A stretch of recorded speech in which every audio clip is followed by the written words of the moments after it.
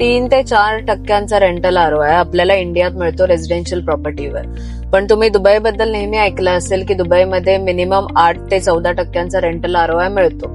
पण तुम्हाला कधी हा प्रश्न पडलाय का की ह्याचं कारण तरी नक्की काय? जेव्हा लोक दुबईमध्ये शिफ्ट होतात वेगळ्या वेगळ्या कंट्रीज मधून, तर तेव्हा त्यांना सूट होतंय की नाही ते बघायचं असतं.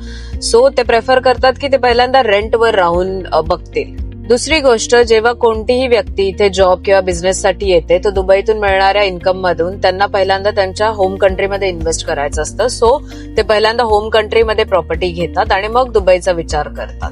जसं आपल्याला इंडियात अंडर कन्स्ट्रक्शन प्रॉपर्टीवर मॉर्गेज मिळतं तसं दुबईमध्ये मिळत नाही. सो ऑफ प्लॅन प्रॉपर्टीमध्ये फक्त इन्व्हेस्टर्सच इन्व्हेस्ट करू शकतात की जे ऑलरेडी कॅश रिच आहेत. आणि जर कुणालाही इथे रेडी प्रॉपर्टी घ्यायची असेल तर त्यांना 80% मॉर्गेज तर मिळतं, पण कोणत्याही वर्किंग प्रोफेशनलला, मोस्ट ऑफ लोकांना डाऊन पेमेंट जमा करायला अनेक वर्ष लागतात.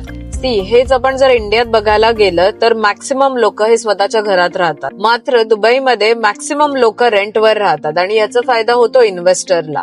हीच काही कारण आहे की तुम्हाला दुबईची प्रॉपर्टी 8 ते 14% रेंटल आरओआय देऊ शकते. आणि तुम्हाला पोर्टफोलिओ डायव्हर्सिफाय करायचा असेल तर प्लीज मला डीएम करा, आपण नक्कीच कॉलवर कनेक्ट होऊया.